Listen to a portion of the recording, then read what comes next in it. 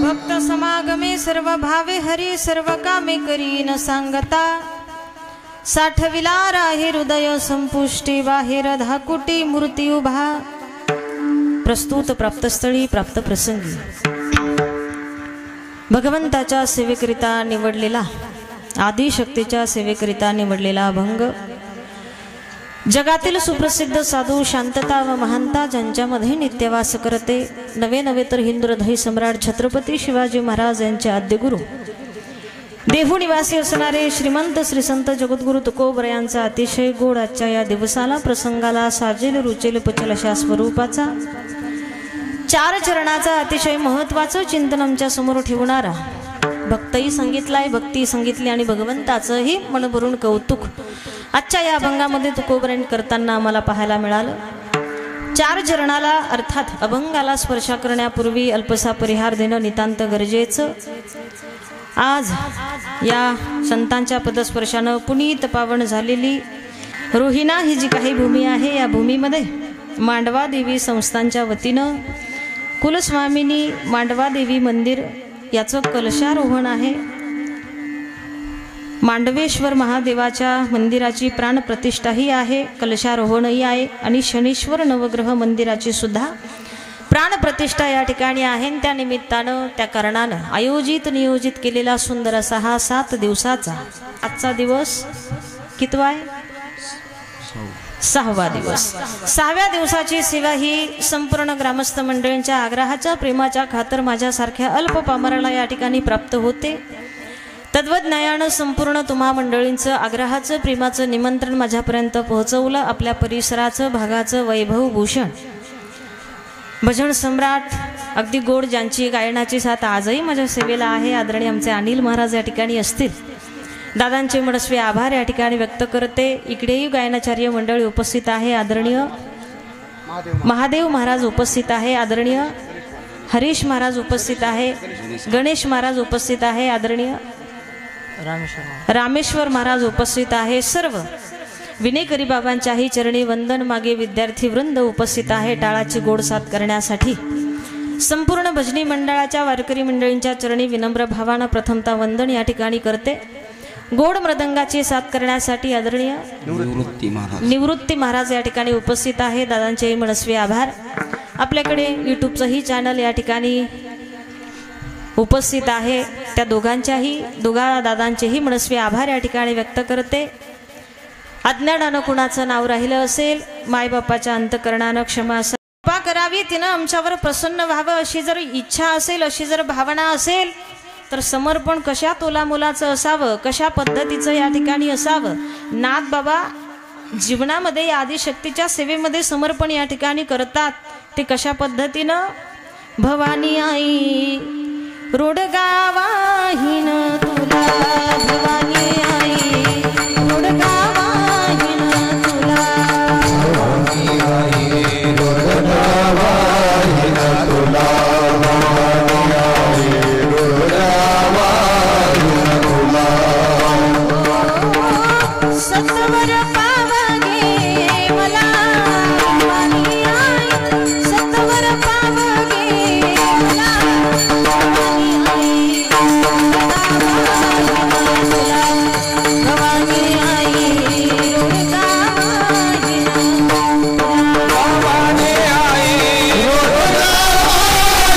तुला, भवानी आई रोडगावाहीन तुला।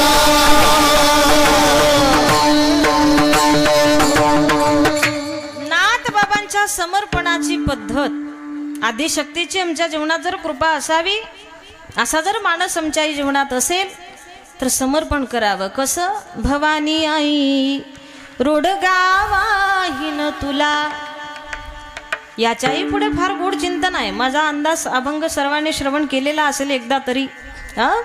सासरा माझा गावी गेला तिकडेच खपवी त्याला। आता हा सासरा इकडे बसलेला सांगितलाय का? तुम्ही जागे आहेत ना महिला मंडळ? सासरा आमचा सकाळीच गावाला गेलाय, त्याचा निरोपच घरी येऊ दे, ती सासूरवाशीने आदिशक्तीकडे प्रार्थना करते बरं का. समर्पण सांगितलंय, तू माझा सत्वर पाव, मला प्रसन्न हो, आणि त्या बदल्यात मी काय करेन, भवानी आई रोडगा वाहीन तुला. रोडगा वाहणार. आता रोडगा हा एक खाण्याचा पदार्थ जरी आमच्या नजरेत आमच्या नजरेत असेल, पण इथे रोडगा म्हणजे हा खाण्याचा पदार्थ नसून जो खाण्याचा रोडगा बनवण्यासाठी जशा 5 वस्तूची गरज असावी लागते, तसा हा पंचमहाभूतापासून तयार झालेला हा देहरूपी रोडगा समर्पण करण्यासाठी नाथ बाबा त्या आदिशक्तीकडे नवस करतायत. फक्त तू एकदा सत्वर प्रसन्न या ठिकाणी हो, आणि जी ज्यांची मी नावं तुला सांगतोय त्यांचा बंदोबस्त तुला करावा लागेल. सासू माझी जाच करते, लवकर निर्दळी तिला, नंदेचं कार्ट किरकिर करत, खरुजच होऊ दे त्याला, जाऊ माझी फडफड बोलते बोडखीच करगे तिला.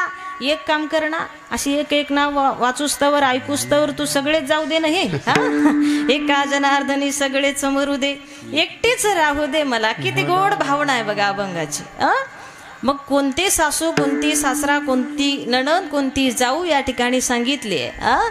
कल्पना नावाची सासू आहे, दंभ नावाचा सासरा आहे, अहंकार नावाचा दादूला म्हणजे नवरा आहे, दृष्टवृत्ती नंदुली सदा द्वेष करी, इच्छा नावाची नणंद आहे, तिच्या पोटी जन्माला येणारा मोह नावाचा मुलगा आहे, त्याला खरूज होऊ दे. वासना नावाची जाऊ आहे, तिला बोडखी कर असं सांगितलंय. फार भावना अतिशय गोड अशा पद्धतीची आहे. मग एका भक्तानं आदिशक्तीची आमच्यावर कृपा व्हावी असा मानस असेल, अशी इच्छा झाली असेल, तर समर्पण कशा पद्धतीचं असावं नाथबाबांनी या प्रत्येक जीवाला गोड पद्धतीनं समजून या ठिकाणी सांगितलंय. महाराष्ट्राच्या भूमीमध्ये, या प्रांतामध्ये, या कुळामध्ये जेवढे काही संत या ठिकाणी झाले, त्या सगळ्याच संतांचं भक्तांचं चरित्र आम्हाला आदर्श घेण्यायोग्य या ठिकाणी आहे. कारण संतांचं चरित्र योग्य ती दिशा दाखवण्याचं काम या जीवासाठी या ठिकाणी करून गेलंय. मग देवाची भक्ती करत असताना इतरत्र लटक्या व्यवहाराच्या संसाराच्या नादी लागण्यापेक्षा मी भक्त तू देव ऐसे करी ही भावना जर भक्ती करत असताना अंतकरणामध्ये निर्माण झाली, तर निश्चित आमची भक्ती त्याच्यापर्यंत पोहोचल्याशिवाय राहणार नाही. निश्चित आम्ही केलेलं भजन त्याच्यापर्यंत गेल्याशिवाय राहणार नाही. निश्चित आम्ही जे काही त्याचं नाव या ठिकाणी घेतो, ते घेतलेलं नाव त्याच्यापर्यंत पोहोचल्याशिवाय राहणार नाही. आणि एकदा हे घेतलेलं नाव, केलेलं भजन, केलेली भक्ती त्याच्यापर्यंत पोहोचली की त्याचा परिणाम खूप सुंदररित्या संतांच्या जीवनामध्ये जसा त्यांच्या हाती या ठिकाणी लागला, तसा तो आम्ही केलेल्या भजनाचा सुद्धा परिणाम आमच्या हाती लागण्यासाठी उशीर लागणार नाही. मग आम्ही भजन करतो, संतही भजन करतात, पण तुमचं आमचं भजन परिणाम दाखवतं का? तुमच्याकडं कसं आहे, भजन करतात का? हा, इकडं आले म्हणजेच करतात. भजन करतो तुम्ही, आम्ही भजन करतो, भक्तही भजन करतात, पण भक्तांच्या संतांच्या भजनाचा परिणाम मोठ्या गोड पद्धतीनं हाती लागला, दिसून आला. पण आम्ही तुम्ही एवढं भजन करतो, किती भजन करतो? अहो, एका भजनाची 2-2 टाळाची जोड संपले डायरेक्ट झिजून इतका टाळ वाजवला, इतकं भजन केलं, पण तरी ते भजन देवापर्यंत पोहोचायला तयार नाही, तरी ते भजन आम्हाला परिणाम मात्र हाती लावून द्यायला तयार नाही. असं हे तुमचं आमचं भजन देवापर्यंत का नाही पोहोचत, याचं कधी निरीक्षण परीक्षण करण्याचा प्रयत्न सामान्य जीवानं केलाय का? तर निरीक्षण करू गेला तर एकच कारण आम्हाला तुम्हाला सापडेल, तुम्ही आम्ही जे भजन करतो ज्याचा परिणाम हाती लागत नाही, त्याला कारण एकच की तुमचं आमचं भजन हे दोषयुक्त आहे बरं का. दोषानं भरलेलं आहे तुमचं आमचं भजन. पण संत जे भजन करतात ना, त्याच्यामध्ये थोडा सुद्धा दोष तुम्हाला आम्हाला कधीच दिसून येणार नाही. दोषमुक्त असलेलं हे भजन संतांचं भजन आहे, दोषयुक्त असलेलं भजन हे तुमचं आमचं भजन आहे. म्हणून आपलं भजन परिणामाला प्राप्त होत नाही, म्हणून तुमचं आमचं भजन हे देवापर्यंत जात नाही, पोहोचत नाही, त्याचा परिणाम आमच्या हाती लागत नाही. अहो, साधारण एखाद्या गावामध्ये साध्या एखाद्या माणसानं 2 अभंग पाठ केले आणि थोडे व्यवस्थित चाल लावून म्हणता यायला लागले का माझ्यासारखा भजनी पंचक्रोशीत नाही म्हणून अभिमानाला तो बळी पडला. असे भजनी आहेत तुमच्याकडं? बाबा, भजनी आहे का असे? नाही. तुमचा चांगला फडकऱ्याचा परिसर आहे, तुमच्याकडे कदाचित नसतील. पण बऱ्याच भागामध्ये जाऊन पाहाल, अहंकारानं अभिमानानं भरलेलं तुमचं आमचं भजन आहे. हो, चालू भजनात लोक भांडणं करतात, एका भजनात दुसऱ्या भजनात डोक्यात टाळ फेकून आणला. काय केलं? टाळ फेकून आणला. मी विचारलं, का बरं तुम्ही टाळ मारला? काय नाही म्हणे. टाळ हाणला त्याला एकच कारण, त्यानं माझा अभंग म्हणला. त्याने माझा अभंग म्हणला म्हणून मी त्याच्या डोक्यात टाळ हाणला. असं भजन होतं तुमच्याकडं? हा, मी म्हटलं म्हणू द्यायचं म्हटलं तर एकच थोडी अभंग आहे, किती लाखोना अभंग आहेत ना आपल्याकडं. तुकोबरांचे संपले तर माऊलीचे म्हणा, माऊलीचे कमी पडले नाथबाबांचे म्हणा, नाथबाबांचे कमी पडले नामदेवरायांचे म्हणा. अहो सगळ्या संतांनी अभंग रचना करून ठेवली, मग म्हणू द्यायचा एखादा तुमचा अभंग म्हटला तर म्हटला तुम्ही दुसरा म्हणा. नाही मला तेवढा एकच येत होता म्हणून. अशी लोक पाहायला मिळतात. एका अभंगात जर समोरच्याचं डोकं फोडण्याची क्षमता आमच्यामध्ये येते तर अख्खा गाथा पाठ केल्यावर आम्ही माणसं मारायला सुद्धा मागे पुढे पाहणार नाही. इतकं तुडुंब दोषानं भरलेलं तुमचं आमचं भजन आहे, आपली भक्ती आहे. कशी ती देवापर्यंत जाणार आणि कसा त्याचा परिणाम आमच्या हाती लागणार आहे. मग भजन कसं करावं, भजन कसं करावं, कशी पद्धत असावी, ते संत आम्हाला वारंवार या ठिकाणी सांगतायत. आणि जर का ते नियमाच्या विरोधात राहून केलं, परिणाम भोगायला सावध राहा. नरका जाणे चुकेना, नरका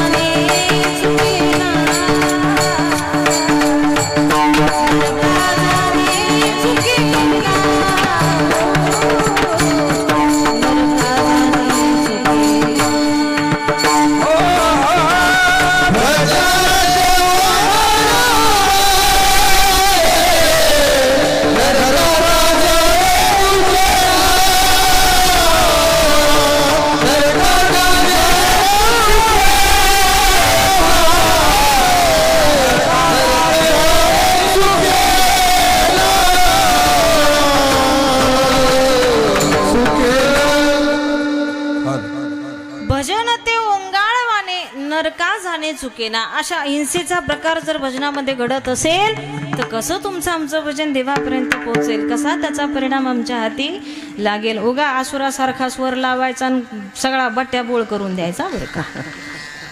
बट्ट्याबोळ ऐकलाय तुम्ही शब्द? आमच्या तिकडचा आहे बरं का. बट्ट्याबोळ म्हणजे विस्कळीतपणा. ते कधीतरी येतंय मला माझ्या तिकडची भाषा. काय विस्कळीतपणा करून देतात लोक. पण गाण्याचा भजनाचा सुद्धा एक विशिष्ट गोड असा नियम सांगितलाय. गाता येते तेनीची गावे, एरवी हरी हरी म्हणावे. गाता येते तेनीची गावे. गाता येतंय ना, कृपेचा स्वर ज्याला मिळालाय ना, नैसर्गिक स्वर ज्याला प्राप्त झालाय ना, त्यानंच त्या स्वराला छेडण्याची कोशिश या ठिकाणी करावी, हिम्मत करावी. अथवा एरवी हरी हरी जरी म्हटलं तरी भजन करणारा इतकाच तुम्हाला पुण्यपदरी पडणार आहे. त्यात भिन्नता नाही, त्यात फरक नाही. फक्त आसुरासारखा स्वर लावून चांगल्या भजनाचा नाश करू नका. मी तुमच्या इकडचं नाही, आमच्या तिकडचं सांगते बरं का. असतात काही काही लोक असे. भजन ते ओंगाळवण, असं ओंगाळवानं जर भजन आमच्याकडे असेल तर आम्हाला वैकुंठाची वाट दिसणं ही लांबची गोष्ट आहे. पण नरका जाणे चुकीना परिणाम भोगायला सावध राहा. तुमचं आमचं भजन हे दोषानं भरलेलं आहे म्हणून ते त्याचा परिणाम दाखवायला तयार नाही. पण भक्तांनी संतांनी इतकं गोड आणि स्वतःच्या छंदात, स्वतःच्या मस्तीत, स्वतःच्या आनंदात केलेलं भजन आहे. भले भजनाला एखादं साहित्य कमी असेल, काय भजन करण्यासाठी एखादं साहित्य, एखादं म्हणण्यापेक्षा आता इथे जेवढं साधन सामग्री दिसते याच्यापैकी एक तरी साधन आहे का हो तुकोबरांकडे? एक तरी आहे का? दगडाच्या टाळामधून गायीले अभंग. साधा टाळ नाही माझ्या तुकोबरांकडे. साधा टाळ सुद्धा मिळाला नाही. तुम्हाला आम्हाला आपलं भाग्य किती उदयाला आलंय पहा. वादक आहे, तबला आहे, पेटी आहे, पखवाज आहे, गायनाचार्य मंडळी आहे, ऐकण्यासाठी हजारोनं संख्या आहे, साऊंड आहे, सिस्टीम आहे, प्रत्येकाला एक सेपरेट मॉनिटर दिलाय त्यांनी. इतकी साधन सामग्री तुमच्या आमच्याकडे उपलब्ध आहे. पाहिजे त्या ठिकाणी व्यवस्थितरित्या तुम्हाला आम्हाला परिस्थिती प्रतिकूल झालेली आहे.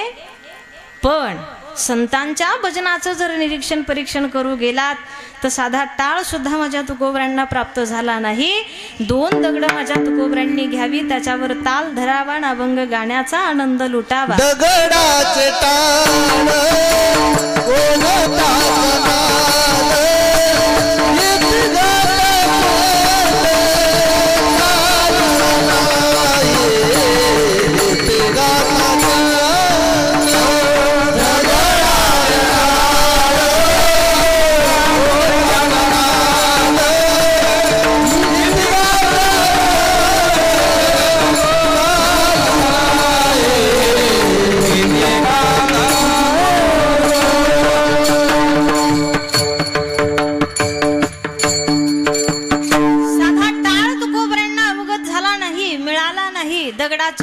दगडाचे टाळ माझ्या तुकोबरांनी करावे, तो अभंग गाण्याचा आनंद जीवनामध्ये या ठिकाणी लुटावा. नुसतं एवढंच नाही हो, तुटकाच वीणा त्याला 2 तारा, तुटकाच वीणा त्याला 2 तारा, घाली झारा पंढरीच्या,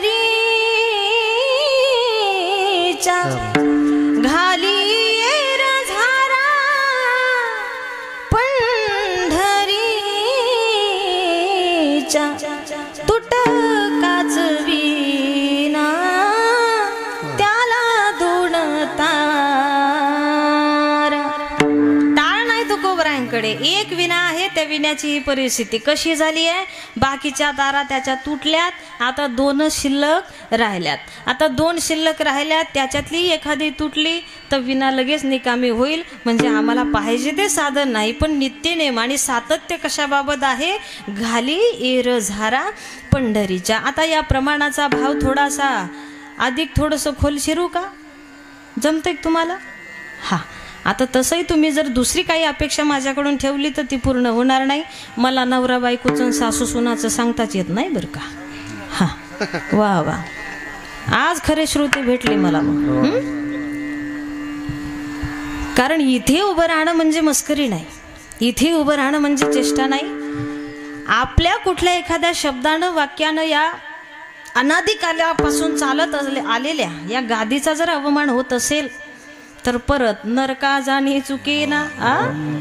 आचारसंहिता माहीत असली पाहिजे. मी अभिमानानं, आणि कुणाविषयी मला द्वेष नाही, कुणाचं मला बोलायचंही नाही. नियम हा स्वतःपुरता मर्यादित असावा आणि त्या नियमाचं कुठेतरी एक छोटंसं पालन करण्याचा छोटासा प्रयत्न जीवनामध्ये आहे. भक्ती ज्ञान वैराग्य इतरा गोष्टी न कराव्या, प्रेम भरे वैराग्याच्या युक्ती विवराव्या, जेणे करुणी मूर्ती ठसावी अंतरी श्री हरीची, ऐसी कीर्तन मर्यादा आहे संतांच्या घरची. संतांच्या घरची विशिष्ट अशा पद्धतीची कीर्तन मर्यादा सांगितली आहे. भक्ती ज्ञान विरहित इतरा गोष्टी न कराव्या, प्रेम भरे वैराग्याच्या युक्ती विवराव्या. उगच म्हटलं नाही हो. या अंग हरी रूप कीर्तन हे इतकं सुंदर आणि चांगलं माध्यम आहे, जे सांगणाऱ्याचे विचार ऐकणाऱ्याच्या थेट काळजापर्यंत पोहोचतात आणि मनाचं परिवर्तन होतं. गावातला सप्ताह म्हणजे नुसताच करमणूक म्हणून 7 दिवस तिथं जाऊन बसायचं नसतं. काय, चित्तातला अंतकरणातला पसारा आवरण्याचं ठिकाण म्हणजे सप्ताहाचं ठिकाण असतं बरं का. हा, 7 दिवस जर आम्ही कीर्तन ऐकून आमचं मन परिवर्तन होत असेल, जसं दिवाळीच्या वेळेस आम्ही पसारा आवरतो मग सण साजरा करतो, लक्ष्मी पूजन करतो, तद्वज्ञानं आमचंही जीवन काहीतरी भगवंताच्या भक्तीत नामात सार्थकी लागावं असं वाटत असेल तर इतरत्र हा पसारा आम्हाला आवरावा लागेल. आणि तो पसारा आवरण्याचं ठिकाण म्हणजे सप्ताहाचं, या ठिकाणी सप्ताहाचं ठिकाण आहे. आणि इथे सुद्धा मी नेहमी सांगत असते, जास्त येतं किंवा जास्त कळतं म्हणून कीर्तन करायचं नाही. काही यावं, काहीतरी कळावं म्हणून या भावनेनं कीर्तन या ठिकाणी करायचं असतं. आणि ते करत असताना संतांच्या घरची आचारसंहिता लक्षात घेऊन या ठिकाणी उभं राहायचं आहे. म्हणून तुम्हाला जर काही दुसरी अपेक्षा असेल तर कृपया करून माझ्याकडून ती ठेवू नका. मला दुसरं बोलता पण येत नाही बरं का. हां, माझा एक अवगुण म्हटला तरी चालेल. मला माझा वेळ झाला की बोलता येत नाही आणि अभंग सोडता दुसरं बोलता येत नाही बरं का. काय सांगत होते मी? हां, थोडं खोल घुसलं तर जमेल ना. हां, तुटकाचं विना त्याला 2 तारा घाली रझारा पंढरीच्या. तुकोबरांच्या भजनाची परिस्थिती, एक विना आहे त्याला 2 तारा आहे, त्याही तुटल्या तर आता विना निकामी होईल. मग नेमकं काय भावनेनं हे वर्णन आलेलं आहे? तर विना म्हणजे हा देह आहे. काय? विना म्हणजे हा देह आहे. बाकीच्या तारा तुमच्या आता कितीक तुटल्यात कितीक आहेत मला माहीत नाही, पण मेन महत्वाच्या 2 तारा आहेत बरं का. एक तार जिना मी श्वास घेतो, दुसरी तार जिना मी श्वास सोडतो. या 2 तारीपैकी एकाही जरी तारीला थोडा जरी धक्का लागला ती लगेच अंगणात माणसं गोळा. तुमच्याकडे अंगणातच होतात ना. हा, काय? अंगणात माणसं गोळा होतात. अहो, कोरोना काळात तर ती सुद्धा संधी नाही मिळाली. माणूस चालत गेला आणि तिकडून तांब्यातच आला बरं का. हा, अंगण नाही, घर नाही, काहीच नाही, काहीच बघायला मिळालं नाही. अशी ही संधी आम्हाला तुम्हाला मिळाली आहे ना. संधीचं सोनं करा. हा देह म्हणजे विना आहे, 2 त्याच्या महत्वाच्या तारा आहेत आणि 2 पैकी एका जरी तारेला धक्का लागला की विना निकामी या ठिकाणी झाल्याशिवाय राहणार नाही. पण सातत्य एका गोष्टीमध्ये टिकून ठेवता आलं पाहिजे, जे सातत्य तुकोबरांच्या जीवनामध्ये आहे. घाली रझारा पंढरीच्या. इथे जन्माला येणं म्हणजे पंढरीला येण्यासारखंच आहे. याही पंढरीला जर आलात तर त्या पंढरीला जाण्यासाठी चुकलं नाही पाहिजे. तुम्ही जातात का पंढरपूरला? जातात? महिला मंडळ, आज आपला दिवस आहे, बोला ना. कालचा पण आपलाच होता वाटतं, परवाचा. बोला तुम्ही. पंढरपूर झालाय का? कुणाचं राहिलं वर बोट करा. अजून पंढरपूरला गेल्याच नाही अशा कुणी आहे का? बरं, जाऊ द्या. हात वर करायला थोडंफार काहीतरी वाटत असेल त्यांना. हां, ठीक आहे, समजू शकते मी. ज्यांचं झालंय त्यांना धन्यवाद. ज्यांचं अजून पंढरपूर राहिलंय त्यांनी गेल्याशिवाय जाऊ नका बरं का. हां हां, पंढरपूर करूनच जा, कुठं जायचं तुम्हाला तिकडं. हां, असा हा पंढरीचा नियम, सातत्य त्याच्यामध्ये टिकून तुकोबरांच्या जीवनामध्ये आहे. म्हणून तुकोबराय म्हणतात, ह्या भजनाचा परिणाम जरी परिस्थिती अशा पद्धतीची आमची असेल ना, टाळही नाही, साधन सामग्री नाही, कसली साऊंड आणि कसली सिस्टीम आणि कसला साऊंड आणि कसले ऐकणारे आणि कसले सातकरी गाणारे. पण भजनाचा आनंद लुटायचा तो कसा? तुका म्हणे आम्हा एकांताचा वास ब्रह्मी ब्रह्मरस सेवू सदा. मुळात तुकोबराय आधी करून सगळ्या भक्तांचं संतांचं भजन करण्याची एक दुसरी एक पद्धती सांगितली आहे की तुकोबरांनी हे तुमच्या आमच्यासारखं लोकात बसून भजन केलं नाही बरं का. काय? लोकांतात झालेलं भजन मुळात संतांना आवडलंच नाही. आता मला खरं खरं सांगा, तुमचं आमचं हे जे काही भजन चाललंय हे देवासाठी चाललंय का उगाच दुसरं काहीतरी मिळवण्यासाठी चाललंय हो? हां, त्याच्यामध्ये एक प्रसिद्धी नावाचा विषय येतो आणि ती प्रसिद्धी मिळवण्यासाठी जो तो अलीकडच्या काळामध्ये अट्टहास करताना आम्हाला पाहायला मिळतोय. अशा या प्रसिद्धीसाठी तुमचं आमचं भजन जर असेल तर कसा ते परिणामाला प्राप्त होणार आहे? पण संतांचं भजन हे प्रसिद्धीसाठी अजिबात नाही आहे, तर ते सिद्ध होण्यासाठी केलेलं भजन आहे. म्हणून ते परिणामाला प्राप्त या ठिकाणी झालं. कारण मुळात तुम्हाला आम्हाला जशी स्तुती आवडते ना, गात असताना एखादी जागा घेतली त्याला समोरून दाद मिळाली तर दुसरी घ्यावीशी वाटते, असं गाणं गाणारी आम्ही लोक. प्रसिद्धीची वाहा मिळवण्यासाठी जे काही चाललंय ते सगळं या ठिकाणी चाललंय. पण स्तुती कमवण्यासाठी मुळात संत हे स्तुती प्रियच नाही. संतांना स्तुती आवडली नाही. म्हणून म्हणतात, स्तुती नावाची कन्या अजूनही कुमारिकाच आहे. सज्जनांना ती आवडली नाही, तिला दुर्जन आवडत नाही बरं का. ज्यांना कळालं त्यांना धन्यवाद, ज्यांना नाही कळालं त्यांनी उद्या थोडंसं अर्धा तास लवकर या. उद्या काय आहे पंक्तीला?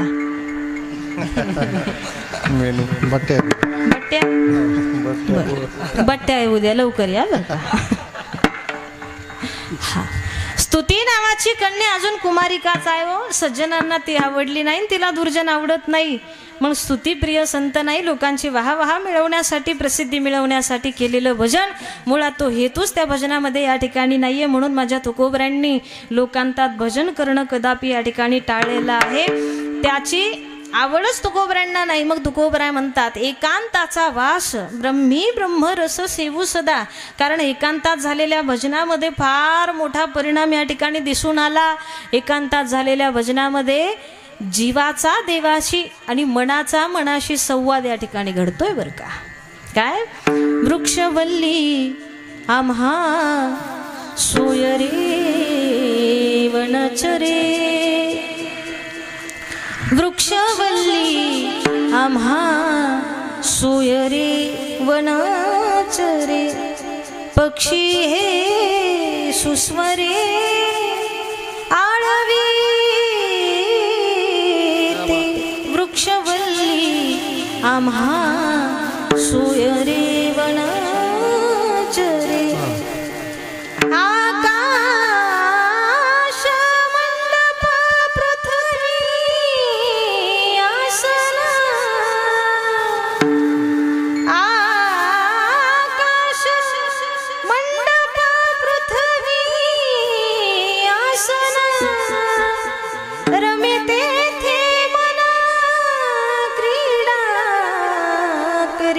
वृक्षवल्ली आम्हा सोय रे वनचरे, हरी कथा भोजन परवडी विस्तारे, हरी कथा तुका म्हणे होय मनाशी संवाद, तुका म्हणे होय मनाशी संवाद,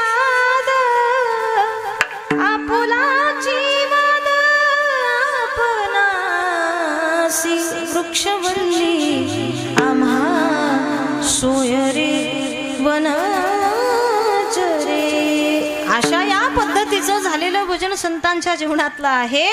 एकांतवासाचा लाभ धारण करून संत भजन करतात, त्याला अडवण्याचा प्रयत्न करतात, जेणेकरून हा एकांतात झालेलं भजन जीवाचा देवाशी आणि मनाचा मनाशी संवाद या ठिकाणी घडून आणताय.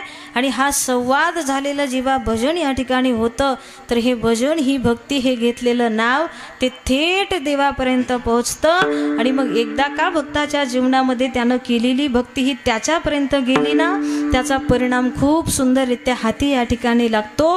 काय परिणाम हाती लागला एका भक्ताच्या जीवनात? अभंगाचं प्रथम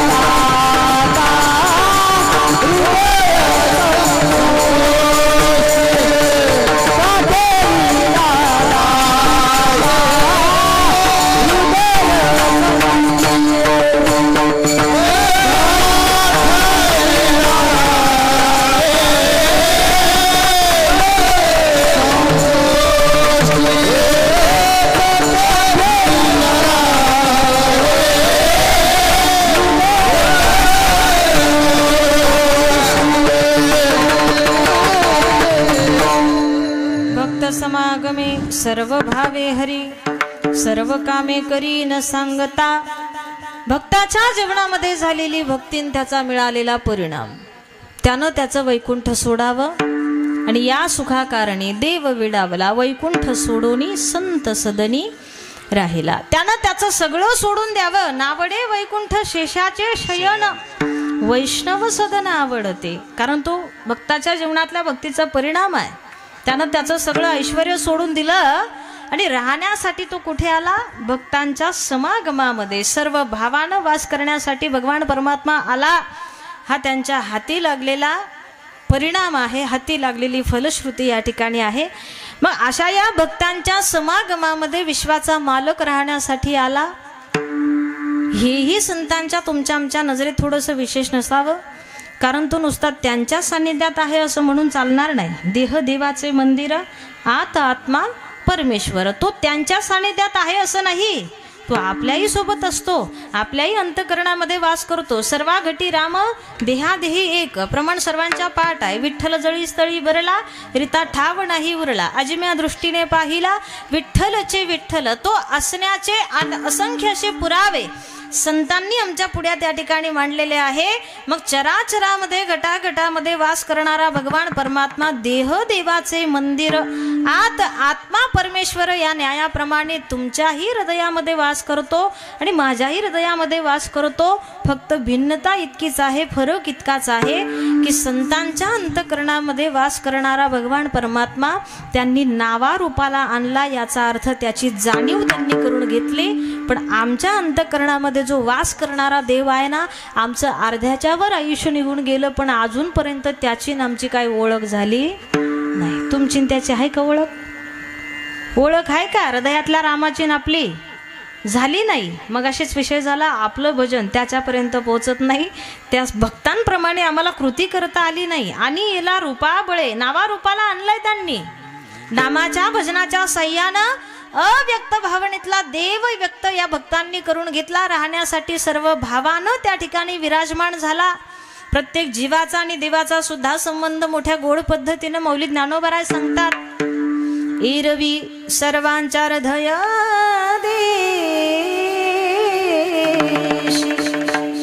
मी अमुक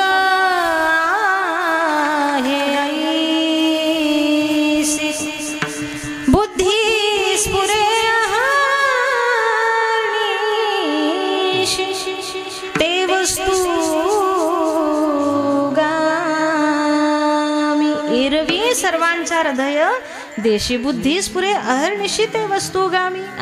असा प्रत्येक वस्तूमध्ये चराचरामध्ये वास करणारा देव प्रत्येकाच्या देहात विराजमान, हृदयामध्ये विराजमान या ठिकाणी आहे. पण भिन्नता इतकी शिल्लक राहिली, फरक एवढा पाहायला मिळाला की अद्यापही त्याची आमची ओळख या ठिकाणी झाली नाही. आता ओळख तुमची आमची इतका जवळ असून होत नाही. त्याला एक कारण आहे. तुझं आहे तुझं पाशी परी तू जागा चुकलाशी. याच्या पुढचं वाचलंय का? चिवडून या नाशी तुझ्या घरच्यांनी केली. या घरामध्ये राहण्यासाठी जे इतरत्र लोक आहेत ना, त्या लोकांनी इतकं चिवडून ठेवलंय, इतकं चिवडून ठेवलंय. कशाचाच मेळ कशासाठी कशासोबत नाही बरं का. सगळा अवमेळ झालाय. आणि मग इतकं चिवडण्याचं कारण हे इतरत्र लोक कोणाच्या मनानं चालतात. या घरामध्ये एक पाटील नावाचा सुद्धा माणूस आहे बरं का. कोण? मनाजी पाटील. त्या मनाजी पाटलाच्या आदेशानुसार या शरीराला अख्खी कृती या ठिकाणी करणं भाग आहे. कारण तुम्हाला आम्हाला सवय लागली. कधीतरी त्याच्या विरोधात जाऊन आम्ही कृती करू शकलो का? नाही. तो म्हणेल तसंच आम्हाला करावं लागतं. त्या मनानं काढेल त्या आदेशाप्रमाणेच आमचं शरीर या ठिकाणी वागतंय, कृती करताय. पण कधीतरी त्या मनाला, त्या पाटलाला सुद्धा विरोध करता आला पाहिजे. संत मोठं गोड पद्धतीनं चिंतन आमच्या समोर या ठिकाणी ठेवतायत सगळ्याच कृत्या. कारण मनाचा स्वभाव शक्यतो असा आहे, चांगल्या वळणाला ते घेऊन जात नाही, पण या वाईट वळणाला जाणाऱ्या मनाला चांगल्या ट्रॅकवर न्यावं लागेल, चांगलं वळण लावावं लागेल, चांगल्या सवयी या मनाला लावाव्या लागतील. कारण पावलोपावले या मनाचा स्वभाव अनुभवणारी तुम्ही आम्ही लोक बहुत चंचल चपल जाता येता नलगे वेळ. बहिणाबाई सुद्धा म्हणतात, मन ओढाय ओढाय उभ्या पिकातल ढोर किती हकल हाकल फिरयत पिकावर. मन ओढाय ओढाय ओढाय ओढाय किती त्याला हाकलं तरी ते जिकडं जाऊ नको म्हटलं तिकडे ते हमखास गेल्याशिवाय राहत नाही. असंच आहे तुमचं आमचं प्रत्येकाचं मन. कागज के दो पंख लेके उड़ा चला जाए रे, जहाँ नहीं जाना था वो वही चला है रे।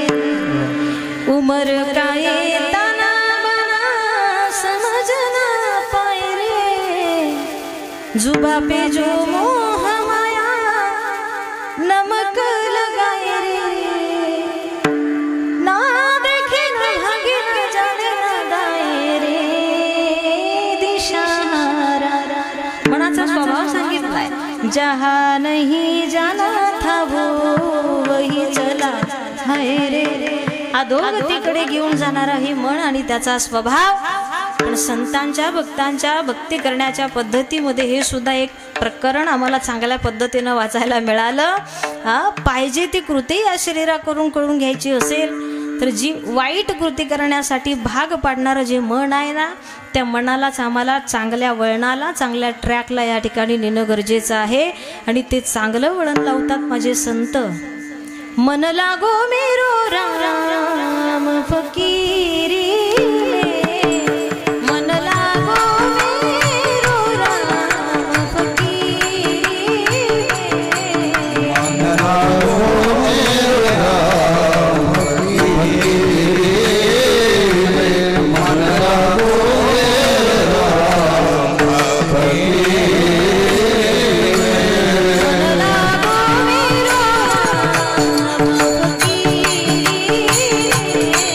मन लागो मेरो राम फकीरी, मन लागो मेरो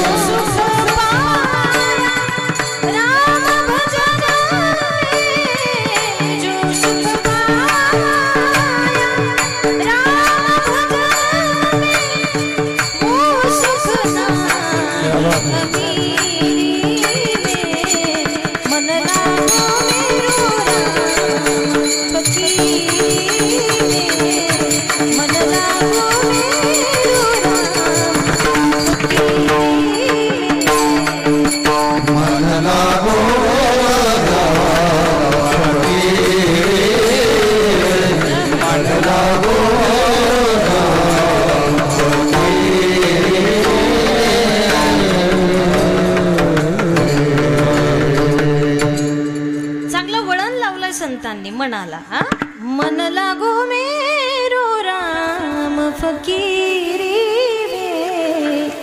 रामाच्या त्या नामाच्या सेवेमध्ये चाकरीमध्ये मनानं रमावं। मग संतांचा आदर्श घेऊ गेला तर या राम नामाची गोडी आवड आम्हालाही लागणं गरजेचं आहे।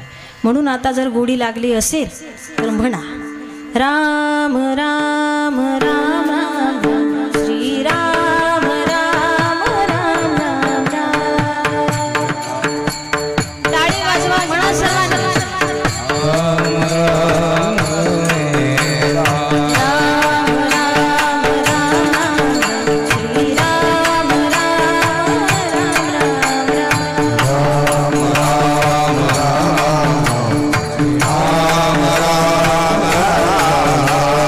दशरथ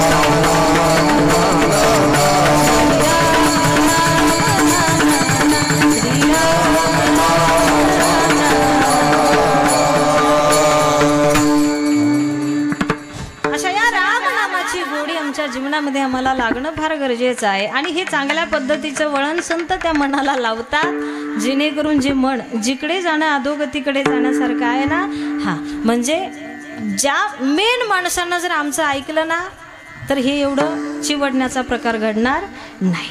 आणि ज्या अंतकरणामध्ये हा पसारा होत नाही ना, हे चिवडलं जात नाही ना, त्याच अंतकरणातल्या रामाची खऱ्या अर्थानं ओळख होण्यासाठी सोपं या ठिकाणी जातं.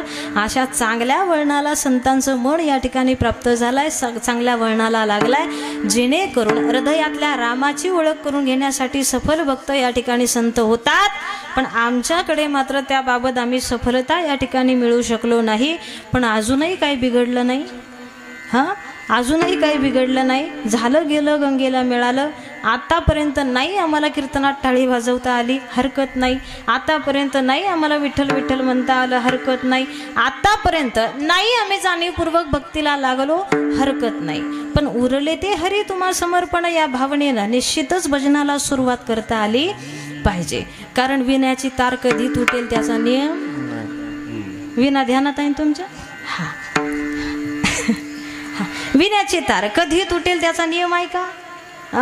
अहो दुपारच्या वेळेस इतकं ऊन पडतंय, इतकं ऊन पडतंय. काल माझ्या स्वतःच्या गावात दुपारी 1-1:30-2च्या दरम्यान एक माणूस या समोर बसलेल्या भाऊंच्या वयात असेल, गिन्नी गवत कापायचं म्हणून रानात गेला खुरपं घेऊन, आणि 10 मिनिटात काम तमाम झालं ना त्याचं.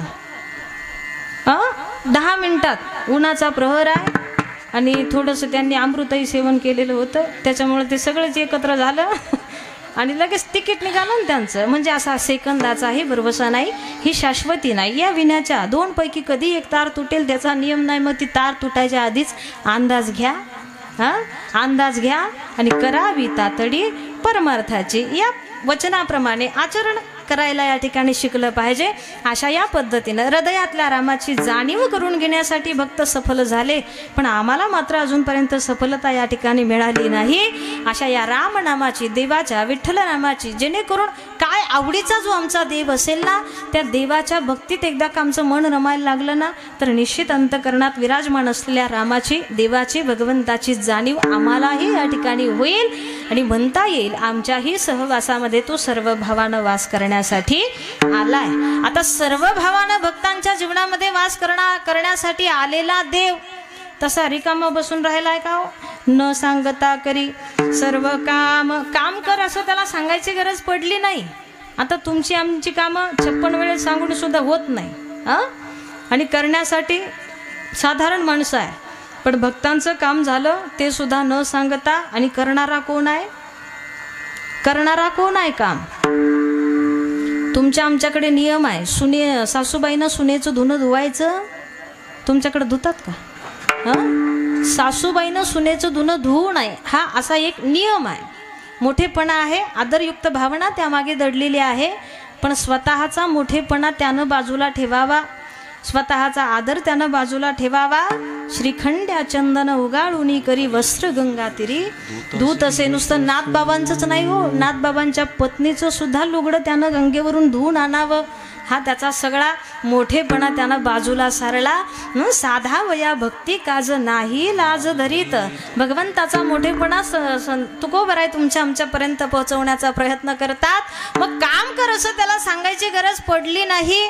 न सांगता करी, न सांगता काही कुठली फरमाईश आलेली नाही, कुणी काही आग्रह केलेला नाही. अथवा फक्त कानावर जेव्हा बातमी पडली इथे माझी या ठिकाणी गरज भासतेय, गरज आहे, तिथे लगेच काही सेकंदात त्यानं हजेरी लावावी आणि काही सेकंदात ते काम करून त्यानं मोकळं व्हावं. उंच नीच काही नेणे भगवंत तिष्ठे भाव भक्ती देखून या.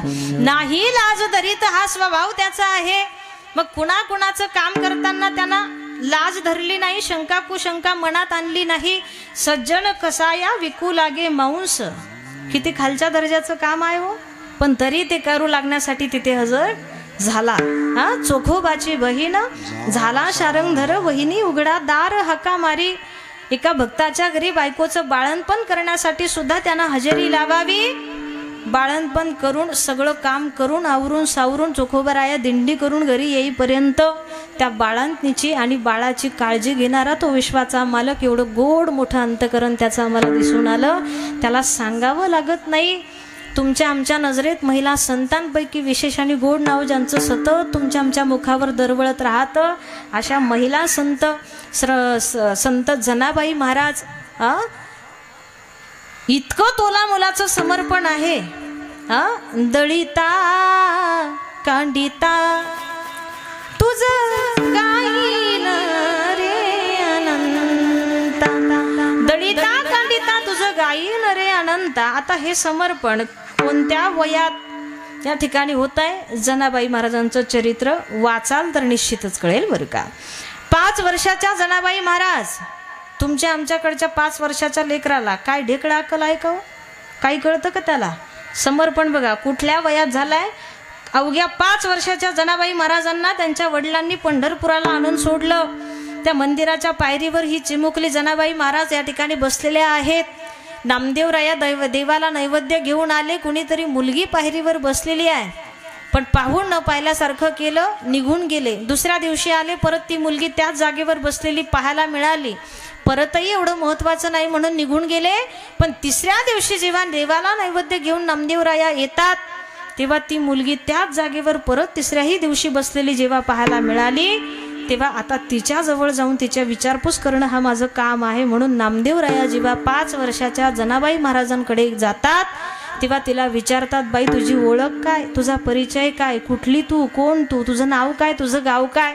मग जेव्हा परिचय ओळख विचारला तेव्हा स्वतःचा परिचय देताना वयाच्या अवघ्या 5व्या वर्षी जनाबाई महाराजांनी स्वतःचा परिचय नामदेवरायांना करून द्यावा. माझं नाव जनी, माझा बाप चक्रपाणी आणि त्या विन नाही मला कुणी. वय किती आहे? फक्त 5 वर्षाचं वय आहे बरं का. माझं नाव जनी आहे, माझा बाप कोण आहे, तो चक्रपाणी आहे आणि त्याच्याशिवाय विश्वाच्या पाठीवर मला दुसरं कुणीच नाही. असा स्वतःचा परिचय, स्वतःची ओळख सांगणाऱ्या जनाबाई महाराजांचं समर्पण वयाच्या अवघ्या 5व्या वर्षात या ठिकाणी झालाय. आणि मग हे समर्पण आधी इतक्या दिवसापासून आहे. नामदेवरायांची दासी, विठ्ठलाची भक्ती म्हणून जिनं संपूर्ण जीवन या 2 सेवेमध्ये बहाल या ठिकाणी केलेलं आहे. अशा जनाबाई महाराजांनी अहो नुसतं घर जरी झाडून घेतलं तर केर भरायला येणारा कोण आहे? केर भरी चक्रपाणी झाड लोट करी, जनी केर भरी चक्रपाणी. नुसतं केर भरतो एवढ्यात समाधान मानू नका. 1-1:30 वाजता यावं त्यानं रात्रीचं, त्याचं मंदिर सोडावं, त्याची वीट सोडावी आणि 1-1:30-2च्या सुमारास जनाबाईच्या झोपडीमध्ये त्यानं प्रसन्न व्हावं, तिथे हजेरी लावावी. जनाबाई महाराजांना झोपेतून जागं करावं. विस्कटलेली केस आपल्या स्वतःच्या हातानं नीटनेटकी करावी. तिच्या डोक्यावर पदर ठेवावा. कुणी जागे आहेत ना तुम्ही? कुणी? देवानं, विश्वाच्या मालकानं. आणि जनाबाईला सांगावं, जनाबाई आपलं कुटुंब, आपला परिवार इतका मोठा आहे म्हणजे असं 8 वाजता उठून जमन का मग? दळण दळायचं आहे आपल्याला. मग असं 1:30-2च्या सुमारास जागं होणं गरजेचं आहे. म्हणून देवानं तिला जागं करण्यासाठी यावं. जाग्या झालेल्या जनाबाई महाराजांना देवानं सांगावं, जनाबाई जात्याजवळ जाऊन बसा, बाकी सगळी तयारी करतो मी. मग धान्याच्या त्या पोत्याजवळ जावं, त्या पोत्यातलं धान्य पाटीमध्ये टाकावं. ती धान्याची पाटी त्यानं जात्याजवळ नेऊन ठेवावी. समोर दळायचं म्हणून त्यानंही बसावं. आणि जनाबाई महाराजांना अगदी प्रेमानं त्यानं सांगावं, जनाबाई फक्त निमित्त मात्र जात्याच्या खुंट्याला हात लावा, बाकी सगळं जातं ओढण्याची जबाबदारी मी माझ्यावर घेतो बरं का. बरं तुमचंच ओढतो यात नवल नाही ना. विश्वाचे तू फिरविसी जाते, पीठ पाडीसी दैवाचे. रात्री 1:30-2च्या सुमारास त्यानं दळण दळू लागायला यावं. विचार करा जरा या प्रकरणाचा. आताच्या जनाबाईला गिरणीवाला सुद्धा लवकर दळून देत नाही बरं का. आताच्या जनाबाईला तुम्हाला आम्हाला कोण ठाक लागू देत नाही. गिरणीवाला म्हणतो मावशी 2 दिवसानं लाईट येणार आहे, 3ऱ्या दिवशी या. पण माझ्या जनाबाईचं समर्पण आहे आणि त्या समर्पणाचा परिणाम, त्याची फलश्रुती त्यांना पाहायला मिळाली. दळण दळू लागण्यासाठी अखिल कोट ब्रह्मांड नायक तिथे हजेरी या ठिकाणी लावतो. मग रोज देव येतो, पण एखाद्या वेळेस जनाबाई लवकर जाग्या व्हायच्या, सगळी तयारी दळणाची व्हायची, पण अजूनही देव आला नाही म्हणून थोडीशी चिंता या ठिकाणी लागायची. मग कधी देव आधी यायचा तर कधी देवाला यायला उशीर या ठिकाणी व्हायचा.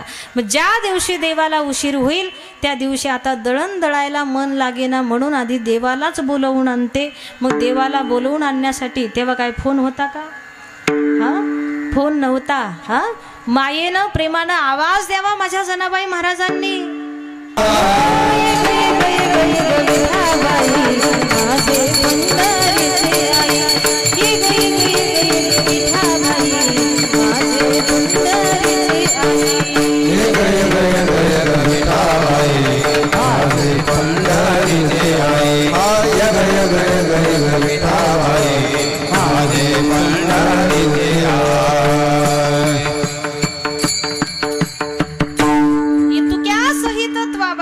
माझे रंगणी नाचावे. त्यांनी अगदी प्रेमानं त्याला आवाज या ठिकाणी द्यावा, तू यावं अशी विनवणी जनाबाईंच्या जीवनामध्ये होती. म्हणजे त्याच्याशिवाय एक क्षण सुद्धा जनाबाई महाराजांना सुद्धा करमत नाहीये. अखंड चिंतन अखंड स्मरण माझ्या जनाबाईच्या जीवनामध्ये त्या विश्वाच्या मालकाचा आहे. वयाच्या खाली 5व्या वर्षात जर एवढं मोठं तोला मुलाचं समर्पण असेल तर त्या समर्पणाचा, त्या भजनाचा, त्या भक्तीचा एक वेगळा सुद्धा अधिकार जनाबाई महाराजांना संपादन झाला बरं का. एक वेगळा अधिकार संपादन झाला. इतरत्र संतांची कुठली तरी एक बाजू पाहायला मिळते, पण जनाबाई महाराजांची आनंदाचीही बाजू पाहायला मिळाली आणि रागाचीही बाजू आम्हाला पाहायला मिळाली. तेवढा अधिकार आहे माझा जनाबाईचा देवावर. अधिकार गाजवताना देवा चुकला तू या ठिकाणी, पण तुझ्या चुकांवर पांघरून घालणारे असतील बाकीचे लोक, पण मी त्यातली नाही. चुकलं तर चुकलंच. संतांचं बोलणंच मुळात असं आहे. घडीभर राग आला तर चालन, पण ते बरं वाटावं म्हणून बोलत नाही तर बरं व्हावं म्हणून बोलतात बरं का. संतांचं बोलणं हे परखड असतं, स्पष्ट वक्तेपणा आम्हाला जनाबाईंच्या बोलण्यामध्ये या ठिकाणी दिसून येतो. धुंद झाला तुझा दरबार, झाला तुझा दरबार, धुंद झाला तुझा दरबार, झाला तुझा दरबार. पुण्यवंत पाताळ लोकी नेला, दरिद्री तो भाग्यवंत केला. चोरट्याचा बहुमान वाढविला, कीर्तिवानाचा अपमान केला. झाला तुझा दरबार, धुंद झाला तुझा दरबार, झाला तुझा दरबार. देवा धुंद झाला तुझा दरबार. या तुझ्या गोष्टी बऱ्यापैकी मला पटलेल्या नाहीत, त्या तुला सुधाराव्या लागतील. हे स्वतःचं वर्चस्व, स्वतःचा अधिकार गाजवणारी आगळी वेगळी भक्ती माझ्या जनाबाई महाराजांच्या जीवनामध्ये आहे. हा विशेष पद्धतीनं मिळवलेला कमवलेला अधिकार त्याच्या स्मरणानं संतांच्या भक्ताच्या जीवनामध्ये या ठिकाणी प्राप्त होतो. आणि यांच्या जीवनामध्ये तो सर्व भावानं जरी राहण्यासाठी आला, पण यांच्या जीवनातली सगळीच्या सगळी कामं सुद्धा तो करू या ठिकाणी लागतोय. मला कीर्तन कमी वेळेत करायचं होतं, पण आज वेळ पुरे ना. वेळ झालाय आपला, एक खाली 10 मिनिटं. आणि तसं मी वेळेच्या बाहेर जात नाही, तब्येत बरी असली तरी पण बरं का. आपला विरोधी पक्षाचा मोर्चा निघण्या अगोदर इज्जतीत राजीनामा कधी चांगला राहतो. म्हणून तुमचं उगं तोंड वाकडं तिकडं होण्याच्या आत मी व्यवस्थित ठेवण्याचा प्रयत्न करेन. काय आगळा वेगळा अधिकार राहण्यासाठी सर्व भावानं आला, सगळी कामं करू लागला. एवढंच नाही, इच्छेप्रमाणे अंतकरणामध्ये साठवला गेला. साठविला राहे हृदय संपुष्टी, बाहेर धाकुटी मूर्ती उभा. इच्छेप्रमाणे या भक्तांच्या हृदयामध्ये तो साठवला गेला. बघ कुणी कुणी साठवला. एकदा संत मांदियाळी सहित विटेवरचा विठ्ठल फिरायला निघाला आरणगावच्या दिशेनं येऊ लागला आणि सहज वावरामध्ये काम करणाऱ्या सावता बाबांची काहीतरी गंमत करतो, काहीतरी चेष्टा करतो म्हणून त्याच्या डोक्यामध्ये अटकल आली आणि चालणारा देव अचानक धावायला लागला. धावत धावत धावत धावत सावता बाबा जिथे काम करतायत तिथे जाऊन पोहोचला. दम लागलाय, धापा टाकतोय आणि दम लागल्या त्या अवस्थेमध्ये विश्वाचा मालक विटेवरचा विठ्ठल माझ्या सावता बाबांना म्हणतोय, सावता बाबा माझ्या मागे चोर लागले, माझ्या मागे दरोडेखोर लागले, काहीही करा पण मला लपायला जागा द्या. आता लपायला जागा जेव्हा सावता बाबांकडे देवानं मागितली तेव्हा लपायला जागा कुठे दिली हो? साठविला दाता त्रैलोक्याचा. हातामध्ये जे खुरपा आहे, विळा आहे, त्या विळ्यानं स्वतःची छाती या ठिकाणी सावता बाबांनी फाडावी आणि देवा याच्या इतकी सुरक्षित जागा तुला जगाच्या पाठीवर मिळू शकत नाही म्हणून अंतकरणामध्ये लपण्यासाठी जागा सावता बाबांनी द्यावी. याचं उत्तम उदाहरण म्हणजे साठविलार आहे. हृदय संपुष्टी इच्छेप्रमाणे अंतकरणामध्ये हृदयामध्ये साठवला गेला. अजून कुणी साठवला? पंढरपुरातला चोर जनाबाई महाराजांनी एक दिवस धरला, चोर पकडला, धरला आणि त्याला कुठे कैद करून ठेवलं? हृदय बंदीखाना केला. हृदयाच्या त्या बंदीखानामध्ये कारागृहामध्ये कैद करून ठेवला हा चोर. ऐसा पुराण प्रसिद्ध चोर केशवनामयाचा दातार. सगळ्या संतांच्या नजरेत याला एक दुसरं नाव आहे ते म्हणजे चोर नावाचं नाव आहे बरं का. चोर आहे हा आमच्यासाठी, कारण हा आजकालचा चोर नाही ना, पुराण प्रसिद्ध चोर आहे. कधीपासून चोऱ्या करतो? गोकुळात याने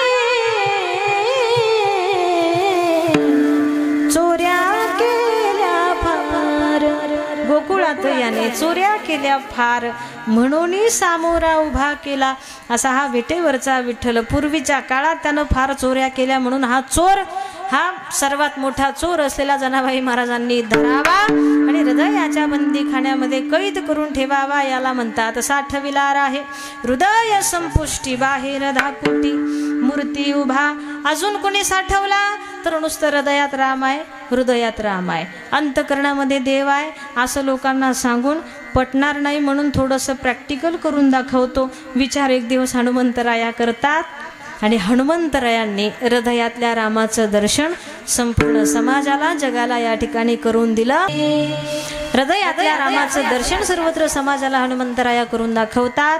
ही गोड अशा पद्धतीची उदाहरणं आमच्या समोर आहे की या सर्व भक्तांनी संतांनी इच्छेप्रमाणे अंतकरणामध्ये साठवला.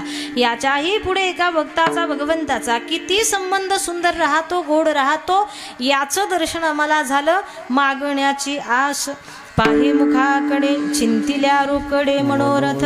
मग या साधू संत भक्तांनी एवढी जर जीवनामध्ये भक्ती केली आहे, सेवा केली आहे, तर कधी काळी सेवेचा भक्तीचा मोबदला मागितला नाही हो. आणि मग काहीतरी यांनी मागावं, देण्याची इच्छा आहे त्याला, देण्याची इच्छा आहे भगवंताला, पण भक्तांनी मात्र मागितलं नाही. मग काहीतरी हे मागतील आज न उद्या, कधीतरी मागतील या आशेनं त्यांच्या मुखाकडे पाहणारा विश्वाचा मालक नाही मागत. संत जेव्हा मनामध्ये इच्छा जर निर्माण झाली तर चिंतिल्या रोकडे मनोरथ. मग तुकोबराय म्हणू लागले, देवा हा तुझा भ्रम तू लगेच मनातला काढून टाक, कारण तू काही द्यावं म्हणून आम्ही मुळात तुझी भक्ती केलेली नाही. त्यानं काही द्यावं म्हणून तुम्ही आम्ही भक्ती करणारी लोक, आपली भक्ती कमी, सेवा कमी, मागण्या मोठमोठ्या आहे बरं का. 20 रुपयाचं नारळ त्याला फोडलं आणि त्याला सांगून आलो वाढावे संतान गृही. आता 20 रुपयात एवढ्या गोष्टी येतात का? 20 रुपयाचंच नारळ दिला, आता त्याला 20 रुपये सगळं सत्ताच त्याची आहे. तुमच्या 20 रुपयाच्या नारळाला भाळेल का तू? भाळणार नाही. पण तुमच्या आमच्या बुद्धीचा दोष आहे तो. अशा लोकांच्या बुद्धीची कीव येते. आमच्याकडे भक्ती कमी आहे, पण भक्त म्हणतात देवा तू काही द्यावं म्हणून मुळात तुला भजलेलो नाही आम्ही, तुझं भजन केलं नाही, तुझी भक्ती केली नाही, मग तुझं तर काही लागत तर नाहीच नाही, पण या उलट माझा जीवही आणि भावही मला तुझ्या चरणी अर्पण करायचा आहे. शेवटचं तुका मने जीव